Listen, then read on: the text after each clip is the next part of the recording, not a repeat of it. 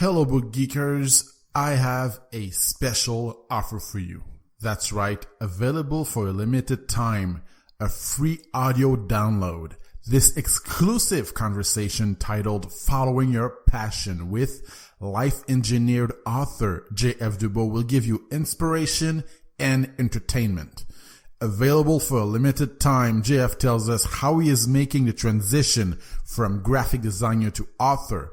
In a field where rejection is inevitable, JF shares his views on how he deals with it, what advice he would give anyone wishing to make a career change, and more. Janine Bay from Montreal, Quebec, Canada says, it is inspiring and entertaining, to the point and worth the listen. Go now, frédéricbaye.com, Following Your Passion with author J.F. Dubois, available for a limited time.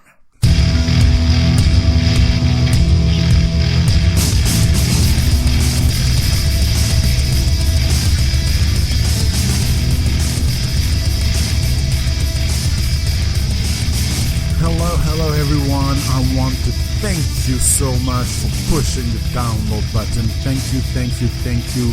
I am Frédéric Baye and I am talking to you from right here in Montreal, Quebec, Canada. You are listening to the Book Geek Show, where books and only books rule.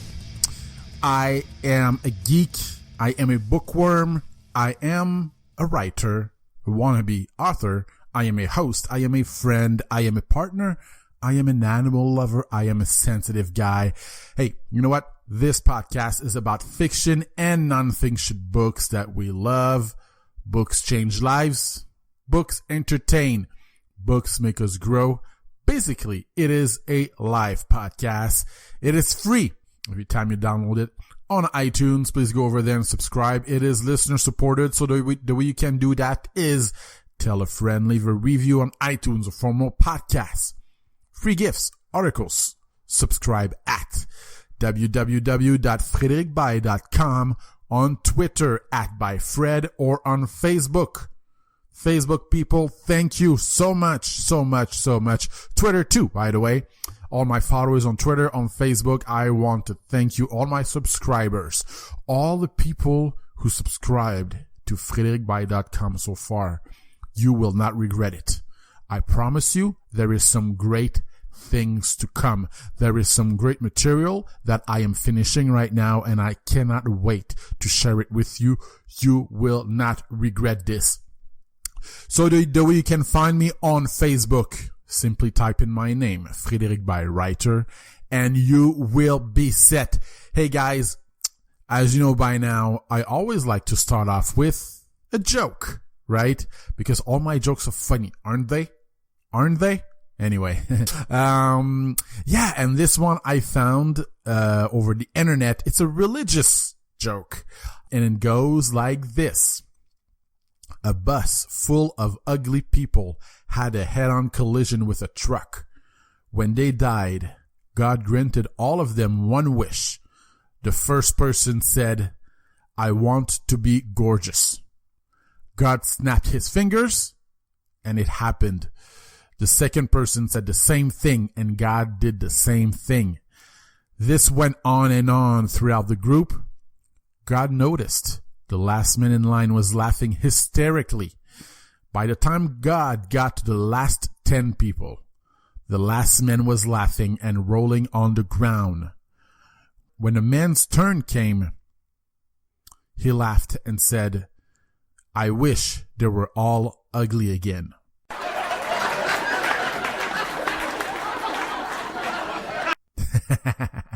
All right. Hey, I like that one. I laughed out loud. I laughed out loud, for that one.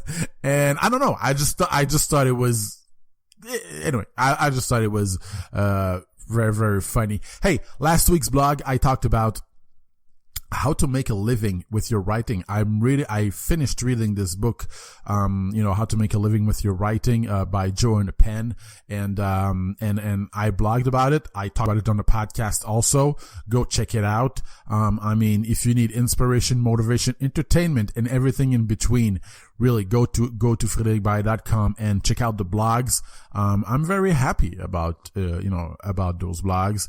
So, and I just want to say, a little parenthesis on what I've been doing lately besides writing my next novel. That should be out, ladies and gentlemen, by March 2016. Hopefully it will be out by that. I know it will be because, I'm very determined to do it, and I'm writing 2 other novels. That's my plan, to publish before March 2016 that I will give out for free.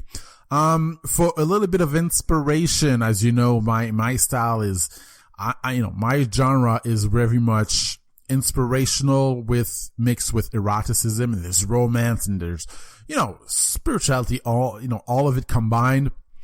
And my wife bought me the latest 50 Shades of Grey book, titled Grey.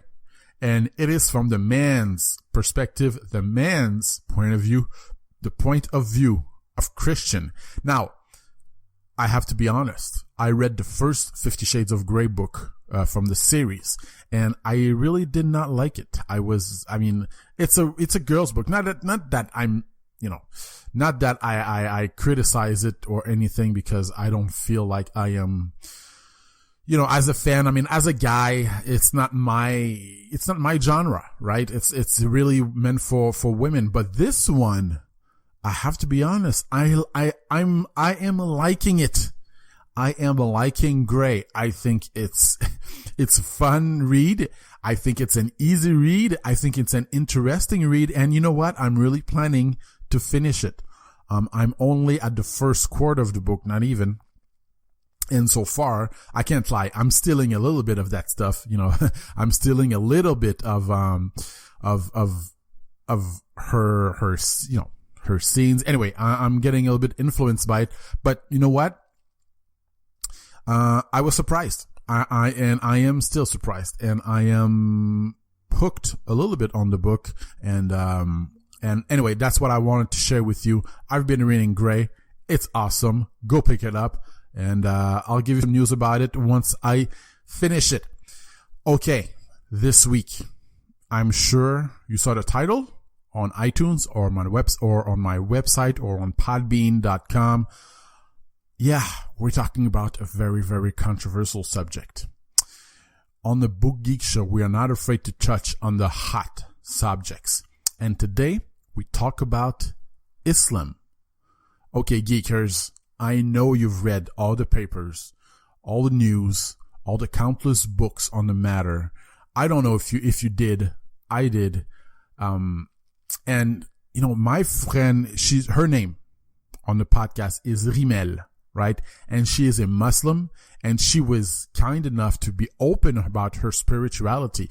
Let me give you a little background about how I got to know her.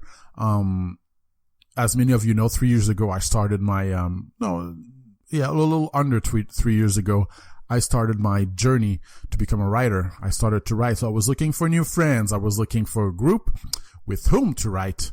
And so, long story short, I met a few people. I went to a few meetups in my area, and our group kind of grew, and there's that thing called NaNoWriMo that I did 2 years ago, if I am not mistaken, a year ago, 2 years ago, and that's where I met her. And I always liked her. I always thought she was, I don't know, she just has this kind of, she's bubbly a little bit. She's positive. She's simple. She has no, I really, really like Rimel. So if you're listening to this, Rimel, hopefully you are. Shout out to you. Anyway, so, about 6 months later, maybe 8 months later, we were just talking, and she says, yeah, I'm Muslim. I was like, oh, really? I didn't even know you were Muslim. And I just thought it was interesting. And I started to ask her countless questions, like and I could feel her passion. I could feel her, because it's a controversial subject. It's a misunderstood subject, I think. And there's so much stuff all around it. There's so much blah, blah, blah all around it.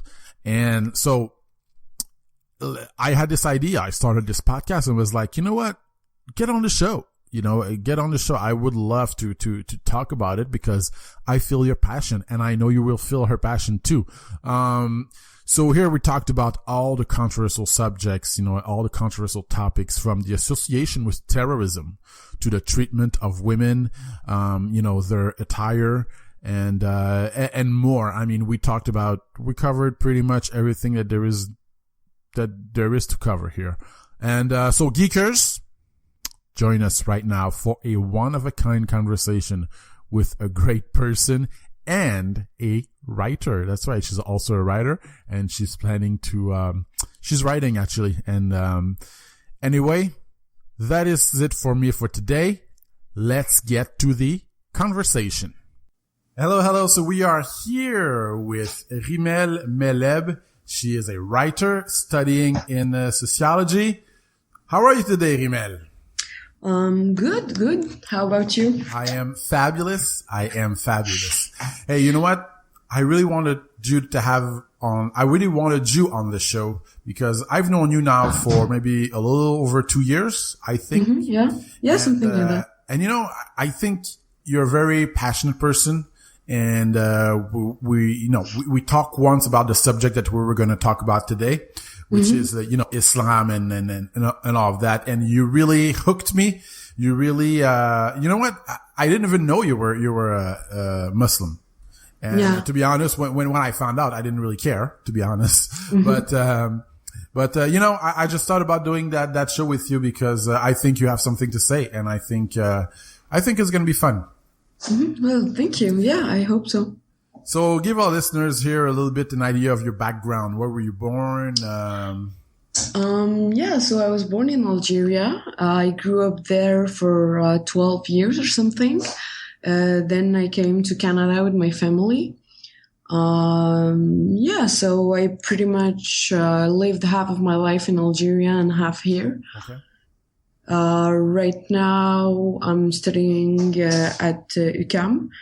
I'm doing sociology and economy. And like you said, I'm writing in my spare time. So that's it, I think. And tell us a little bit about the values that were instilled in you as you were growing up. So you really grew up with a Muslim mentality, right? With Muslim values. I guess. I mean, it wasn't, present like, it's, when you say that, I'm kind of surprised because that's not really how I always viewed it, I don't have this representation of my childhood, like an Islamic childhood or something. But when I think about it, it's true that, the values of Islam were there, but it wasn't kind of dogmatic or something. I don't know if you understand what I mean. Absolutely. I'm half of my family is in Africa, which, Republic of Gabon. And, and my girlfriend, actually, she's, from Guadeloupe. And,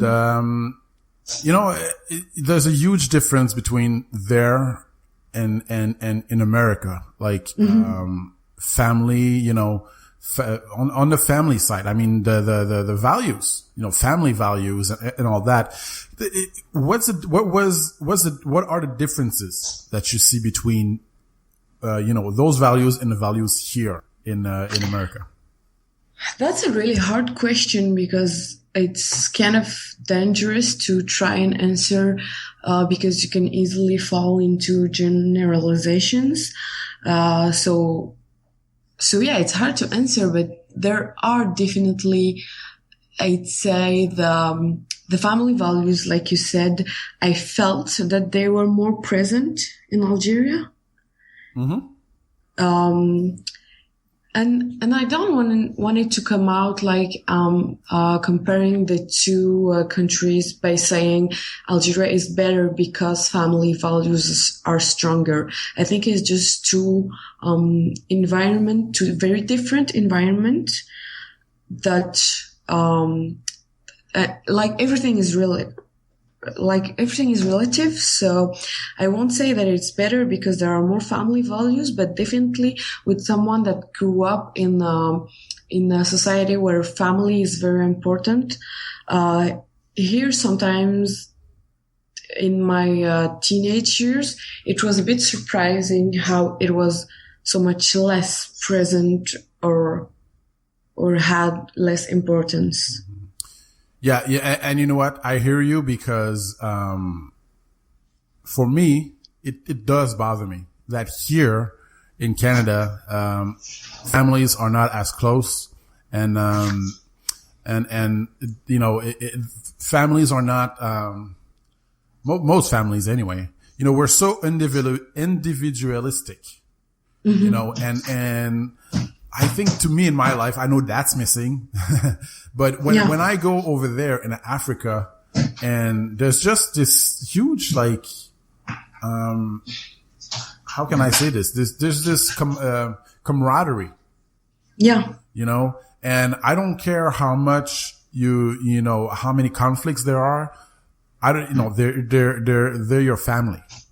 Mm-hmm. Like they always say your family. And I think it's the same thing with Muslims and, you know, not just Muslims, but, yeah, know. Not just Muslims. Yeah. I think everything is related. So, economic aspects of society, for example, are so present in those kind of relations. For example, in North America, I think one of the problems of why individualism is taking too much place maybe is because of capitalism. Mm. So there is this productivity, and there isn't a big necessity of productivity that makes people very individualist, that gives them this urge to produce, to be better than others, to not lose time. Specifically that here in North America, we are not allowed to lose time, which is so completely not true in Africa, where it's being occidentalized. So yes, of course, there is this not losing time thing that is starting to, you know, to grow there, but still there is still time to lose, you know. When I was in Senegal, because I spent 3 weeks in Senegal, there was Senegalese saying that went like, if I translated something like, Americans have watches, we have time. And I like it very much because I think it represents, you know, this difference of cultures, that there is so much centered on capitalism in North America and less a little bit in North Africa, in Africa in general, or in the South actually. It's an interesting point you just said, because I was talking about this morning with somebody I know, and you know what drives me nuts about going to Africa is that time. I hate the fact that something that may take 30 minutes is going to take 6 hours. Yeah. Yeah. I can't stand that. I could never, I don't know I don't think I'd be able to live there. Yeah. You know? Yeah, it's true that when we get used to how time works here, it just seems so slow and so unpredictable there. And it's true that it's unpredictable, but then again, it depends, like productivity is not necessarily something good, you know, it's a value like anything else. It's neutral, you know. And actually right now it's not neutral. It's pretty much, affecting people's life. But, you know, like, if we're not talking about capitalism or economy right now, productivity is just neutral. It's not something that is necessarily good. We've been hearing that productivity is so important, so we just internalize it. But actually, you know, here or there, it's just different. Yeah, and well, what I was going to say something, but yeah, it's just. I just couldn't live there anyway. So. Yeah. I get what you're saying, because sometimes myself, I get frustrated when I, you know, go there and I'm like, why things are not moving. And there's this little voice in my head that's saying, calm down, just, you're productivity freak talking, so just calm down. But I do get what you're saying. I mean, I feel it too. I just try to rationalize it. And over there, they're too slow. Here, we're too fast. Like, there's no middle. There should be a middle. You know what I mean? Like, here, we're too busy. And over there, they're too laid back, in my opinion. Yeah, I don't know. I'd say it's just really different. I don't think I don't think middle would necessarily be better. No, I get it. It's not necessarily better, but, a different life anyway. Mm-hmm. All right, moving on. So tell me, how was schooling? I mean, did others know that you were Muslim? Did others know that you were, did others know about your? I guess, I mean, I could pass for pretty much everything if not for my accent. So when I don't speak, like before I speak, I can pass for, pretty much everything. I mean, I'm not a visible minority, but someone told me that, once I was, talking and I said, like being part of a visible minority. And he was like, no, you're not, but you're a part of an audible minority, which I found funny because it's true.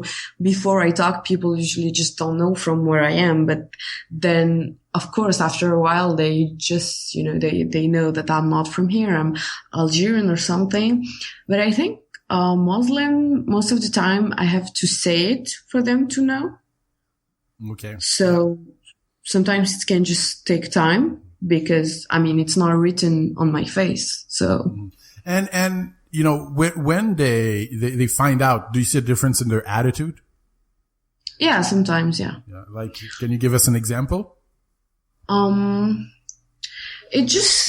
there's just some sort of discomfort, when people hear that. So this kind of, I don't know, they suddenly realize that you're different, and they like it, and it shouldn't be, because it's like it's taken like a really big difference. Like there are other differences because people are all different, and we're not all the same anyway.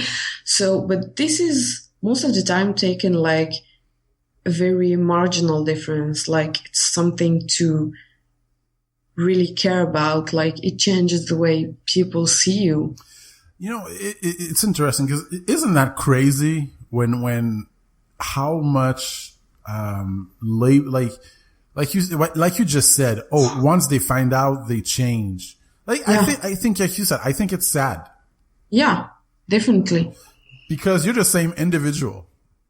Yeah, exactly. If you were kind before, well, you're going to be kind. I mean, and it's sad because we have all these preconceived ideas about that because of what we see on television.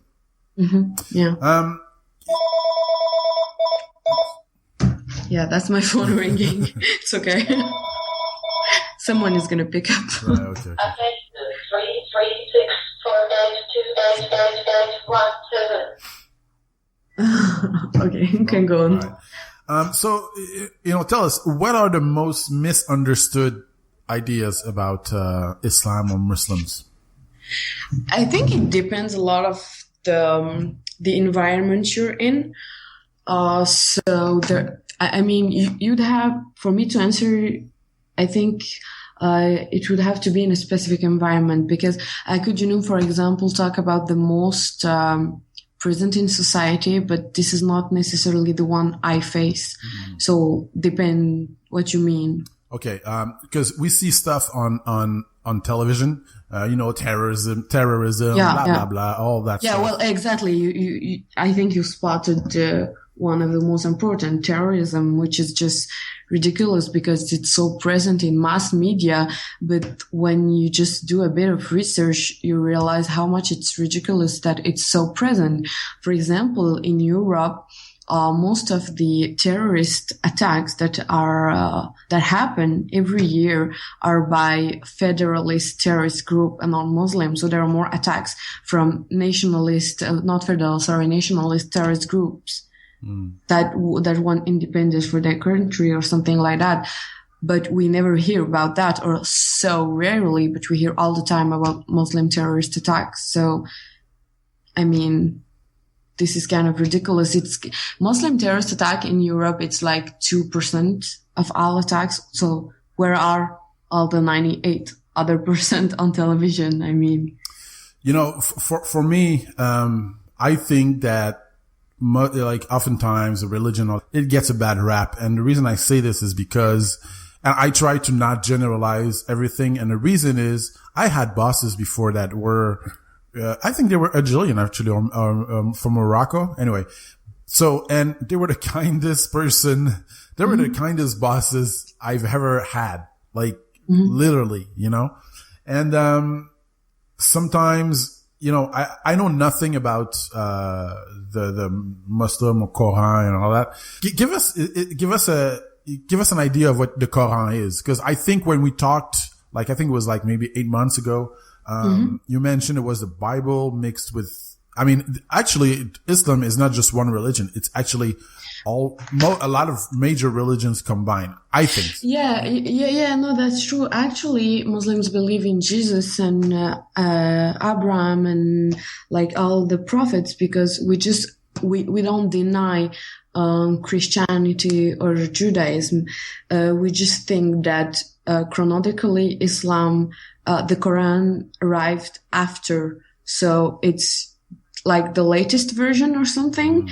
But we definitely do not deny what came before as part of our religion. So we believe in Jesus just like we believe in Muhammad.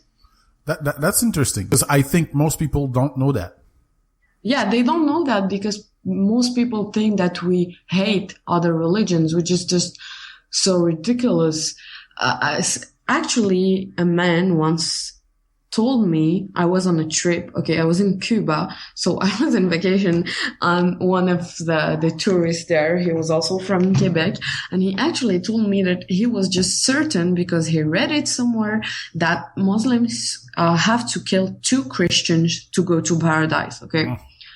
So, and I mean, like, it's so specific, like 2 Christian. It's not like 3 or 1 or 2. Like, how did you even come up with that? Why is it 2? Why? It's just, why is it Christians and not Jews? Why is it, how? From where did you just took that? So yeah, of course people don't know that, because they just, a lot of them just believe that, we're crazy people running around trying to kill Christians and Jews and stuff like that. Yeah. And I think, unfortunately, the media, how can I say this? It's a buffet for them. It's almost like, anyway. So, what is the difference between Islam and Muslims? Oh, that's a good question. It's a big difference, actually, because Islam gets a lot mixed with its cultural transformation. So there is the Quran, which is the main source we're supposed to, read and understand. But then each society has its own traditions and its own culture, and sadly, people in power tend to use the Quran to justify some things that has nothing to do. So I think it's a blame that goes to some Muslim societies that just use Quran for things they're not supposed to do it, but also again media and stuff like that just create links between stuff that has just that just don't share any link. Like, for example, excision in Africa. It's not a Muslim issue. It just has absolutely nothing to do with Islam. The countries that practice it are some of them are Muslim, just like some of them are Christians, just like some of them are other religions, and there is not even, more Muslims than Christians in that part of the world. So I don't know from where came the relation between the two, especially when we know that all the other Muslims in the world don't practice it, has never practiced it. So it has nothing to do with it. It's not present in North Africa. It's not present in Asia. It's not present, it's nowhere there. So that's for the media manipulation. But again, of course, there are Muslims who use the Quran, who take parts from out of their context to justify stuff that have nothing to do with Islam. And a lot of people practice Islam just because they grew up in it, so they never actually learn about it. They never really read the Quran to understand it. So they just practice the part that was passed on, and they don't always, have the values that goes with it. So I think it's a really big difference between Islam and Muslims, because not all Muslims practice Islam. Okay. Interesting. I think you said something very important. You say that many people use the Quran to justify their acts. And I think a lot of Christians if you look through history, it's the same thing with Christians. Yeah. If you look through history, like even the war, like in the 1900s and all that, they were all justified as Christian. It was justified with religion. So, something, that's why I see sometimes, Islam, I think, gets a bad rap, unfortunately. And also because we see these images on TV, like Israel and all, they're all like, I don't know, ever since I've been born, they've been in war. Yeah.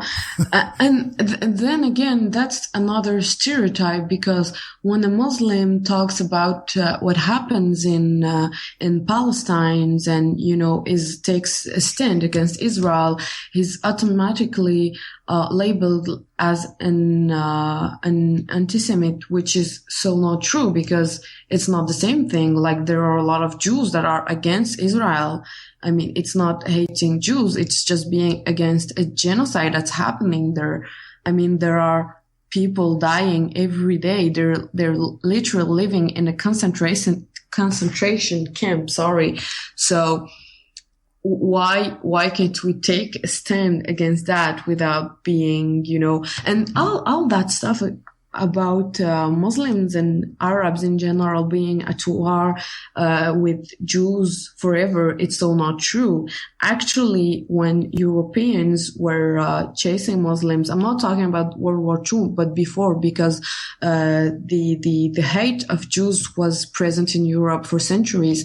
So when they were being mistreated in Europe, they flew to Muslim countries, because Muslim and Jews were actually getting along pretty well, and Muslims were open to having Jewish in their lands, so that's just something that media created to nurture this fake hate that is becoming real because of media. But being against Israel and the horrors that it's perpetrating is not being against Jews. It's just being against a political situation that shouldn't be accepted. Okay. Interesting. Wow. Okay. That's an important point. A political situation that shouldn't be accepted. Is that the real war? Because we often hear that the wars over there, they're always religious wars. Honestly, I don't think so. I think religion is used to mask other issues, to mask the fact that the West has a lot to do in this war, because after all, they're the one that gave the land, kind of gave it to Israel. So like a lot of times, in the the recent history of humanity. I'm precising that it's in the recent history because I don't want it to come out like the West is the devil and they're like, horrible humans, because I think all the civilizations, all the people, when they get the power, they tend to do horrible things. So it's not the West because its culture is bad or something, but because right now it has the power, so it's oppressing a lot of people. So yeah, so it's meant to, to hide the fact that the West has something to do in it, and that, there is a war, for resources, for a strategic land, for oil, for a lot of stuff, that it's politics, that it's, international relations, and religion is, yes, used to kind of, I don't know the word in English, but galvaniser in French. How do you say that in English? Like destroy? No, like to motivate people to hate each other, to nurture the war and stuff. But maybe it's part of the issue, but I don't think we can call it a war about religion, because there are a lot of other issues underneath that. And again, like I said, Jews and Muslims don't have a long hating history like media and like hegemonic powers want us to believe. It's just not true. You know what? I totally believe you. And the reason I believe you is because I listen to a podcast, which is Rich Dad, Poor Dad by Robert Kiyosaki. And he often mentions how he went to war in Vietnam. And he says that they were, even they were brainwashed saying, okay, we're going to war because, the reason was, I think it was like to stand out, to stand up for ourselves and all that. But he just found out that all they went to war for was oil. Yeah. Yeah. And like you said, they cover it with, religion. I even mentioned that, oh yeah, we're going as Christians over there. Like, yeah, ideology is always used to motivate people to go to war and to make them forget that war is never, never, never in the interest of people, but always in the interest of the few in power. Absolutely. I often hear both versions about Islam and Muslims. Some people say, like, let's say famous example, Jackson says Islam is such a peaceful religion. I mean, he's an Islamic, and then who? Sorry, I didn't hear the name. German Jackson. Okay. And then you have the other version that says, like, I saw recently an article in Facebook how the woman, she was born a Muslim, but she never studied it. It's just like, you're labeled. And then she found out that it was a religion of war. Like, if you read the Quran, it's a religion of war, and she turned to a Christian. Yeah. That's, I don't know. Okay, I believe people who said that they had a bad experience growing up, because like I said, culture is in Islamic regions or countries don't always reflect real Islam. But if she says that she read the Quran and it's talking about war, that I have a hard time to believe, because the word peace, I don't remember exactly the number, but there are statistics about the words mentioned in Quran, and I think you could Google it up pretty quickly. But there are, like, I think 300 times more the word peace than the word war and stuff like that. So it's most of the time about peace, about loving others, about charity, one of the 5 pillars of Islam is charity. There is nothing about war or violence in the 5 pillars, which is, the word is saying it, pillars, and charity is in there. Friendship is also a very important value in Islam. Actually, there is a phrase that, if I translate it, means not the religion, but let's say religion is social interactions, and religion means Islam in this case. So Islam is a lot about your interactions with others, about the good you do around you, about just being actually a good human being to your community and giving good things. So it's definitely not about war. So I honestly would like to talk with this woman and have her show me her sources and where did she get that. If she got it directly from the Quran, I mean, I would just be surprised. But if it's articles from people, then yeah, that would not be surprising. But because you can analyze it just like you want. You can take the few times where it's mentioning war, because yes, war is part of history of people and stuff. So of course it talks about it because it's it's a book that talks about a lot of things. So yeah, it talks about it. So you can just take these parts and say, ha ha ha, here it is. But then again, if you compare it with all what it says, it's just ridiculous to say that it's a religion about war, because it's not. Interesting. Yeah. I get it. I think, and again, because of what we hear on television, what we see on the internet, a lot of people here in Quebec, and Canada, I think, America in general, I think,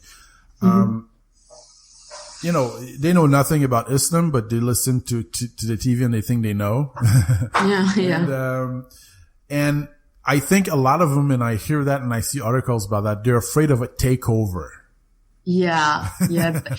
That's pretty funny, because if you study history, there were always an enemy. There were always something that was, threatening,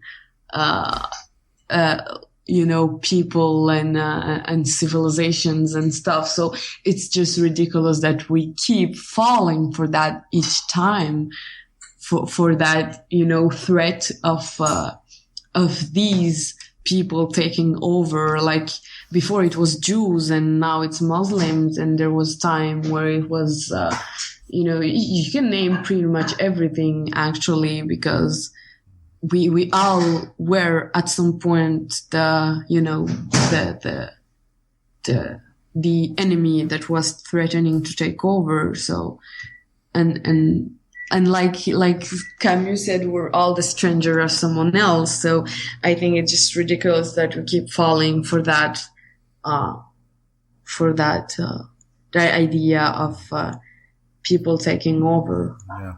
And also I was talking to someone recently, and what's your opinion on women being covered, all the faces covered, being accepted, when, let's say they want to enroll into, when they have to come to immigration, and all that, when you have to do like legal stuff, what's your opinion on it? Actually, I'm pretty much for the open all borders stuff. So that's a hard question for me to answer, because for me, there shouldn't be these kind of borders that they're just used to contain people in dominated countries and to keep them from going in, dominant countries, to keep this unbalanced equilibrium between powers and stuff. So, and in a more humanitarian spirit, I just want to say, just no borders. Why? It's just the earth doesn't belong to you. Like how can you just, take how do you just believe that you can put borders and say you can't cross it? So for me, all the idea of borders is ridiculous. I believe in diversity of cultures, on protecting and nurturing cultures and stuff, but the borders, I think that's ridiculous. So by the borders you mean? I mean borders between countries that that allow a country to refuse access from for someone from elsewhere.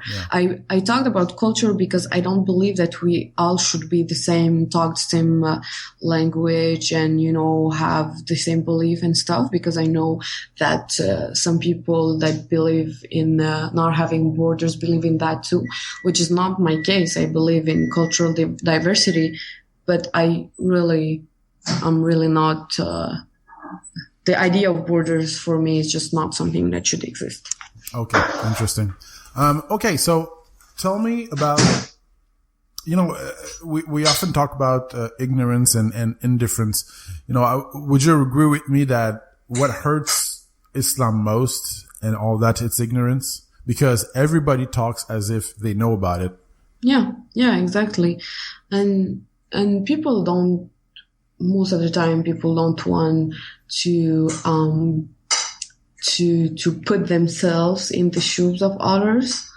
One of the things that irritates me the most is when people talk about religious people like they were stupid, like they just didn't like they're not intelligent enough. They didn't reach the state where you understand that God doesn't exist. They kind of make a hierarchy and an evolution where uncivilized people or less intelligent believe in God, and then there is some stage where you understand that God doesn't exist, which is ridiculous for me, because I honestly understand how you can be an atheist, and I truly believe that it's just obvious that if I was born in an atheist environment, I would be atheist, but that doesn't mean that being atheist is being more intelligent or something.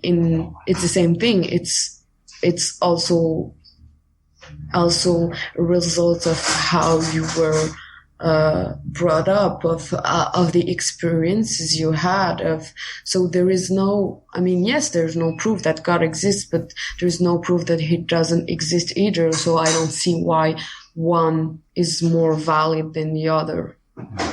Yep. Interesting. One other thing, I'd like to go back to what we said earlier. I think the major reason why people don't like the, women who are covered with, cover their face and all that is because most of them feel that, hey, if I go to their country, I have to obey their rules. And if they come here, well, why don't they obey our rules? Okay, well, two things. The first one is that it's not true. It's true in some countries, but it's not true. If you go to Algeria, you don't have to be covered. I'm Algerian. I don't wear hijab. My mother doesn't wear it.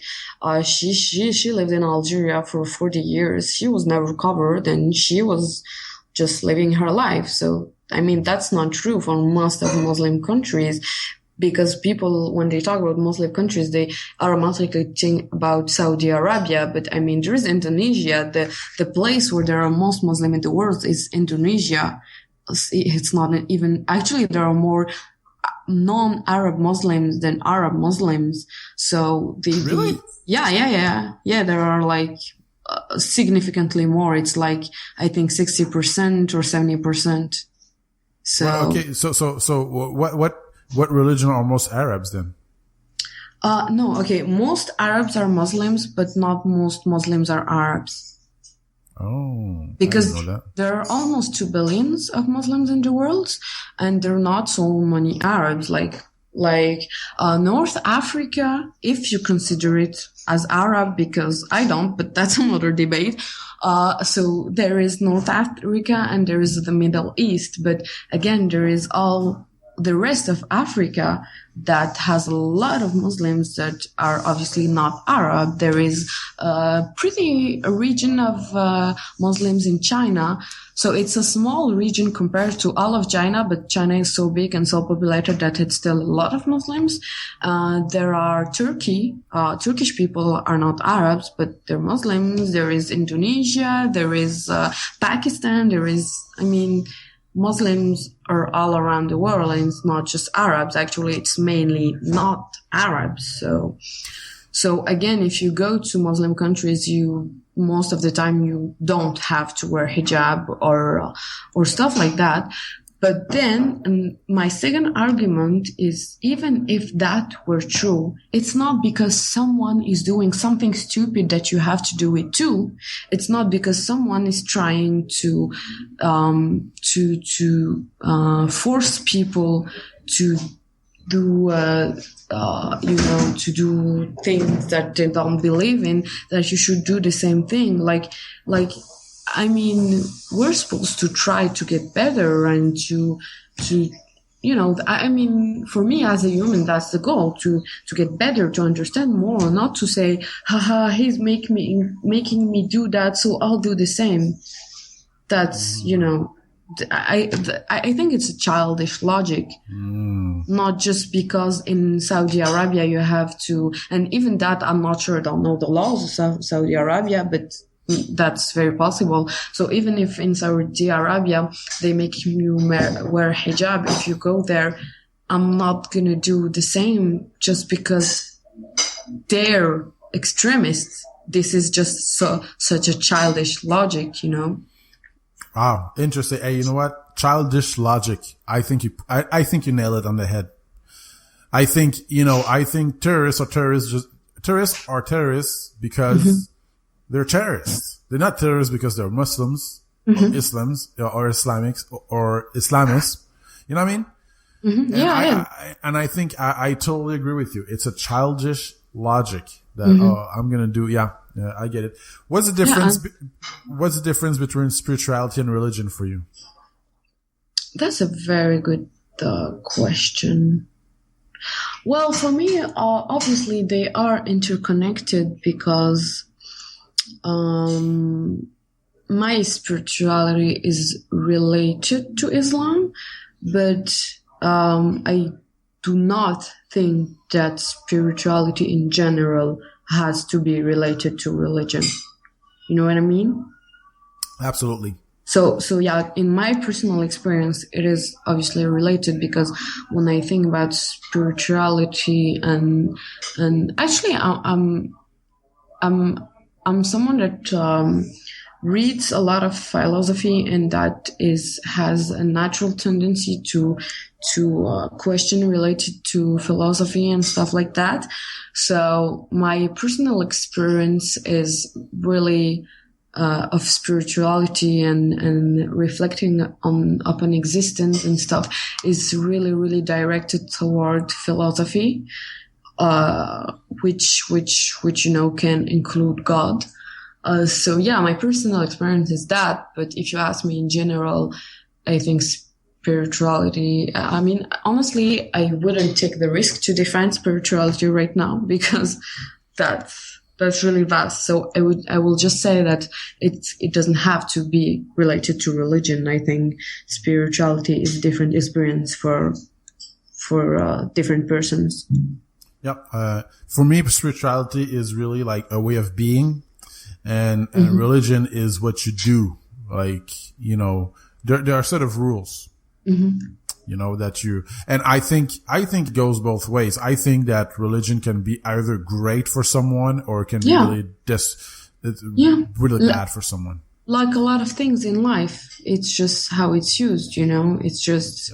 And I've seen people like who are in drugs and all that. Then they turn religious, literally like Christians or Muslims and all that. And then boom, overnight, they no longer, they're at peace.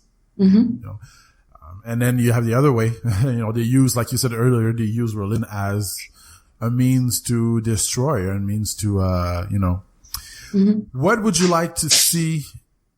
What would you like most people to know about Muslims here in Canada and in America in general? What would you like people to know most? Not one precise thing, but I would just want them to learn history.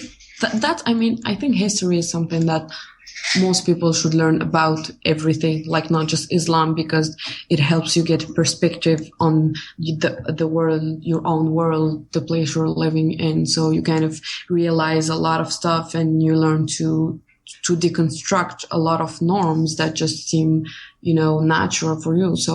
So in general, I think learning about history of Islam, learning about the values, about a lot of stuff to just stop, just learning to stop giving judgment and assuming things that are not true. Or something that really, really upsets me right now is all the talk about Muslim women.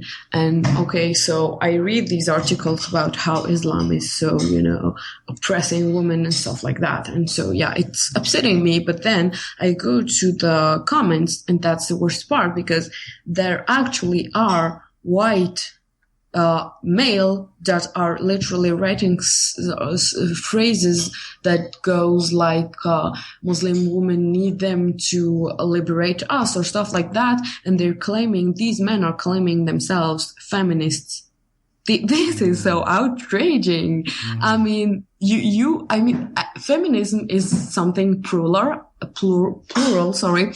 So there is not one theory of feminism. It's not, there are a lot of feminism, but I think, and they have a lot of different views and opinions, but I think if there is one thing all feminists would agree on, is that you don't talk for women and you don't just liberate it. So, and it's so, how can you, as a white man, assume that you have to liberate Muslim women?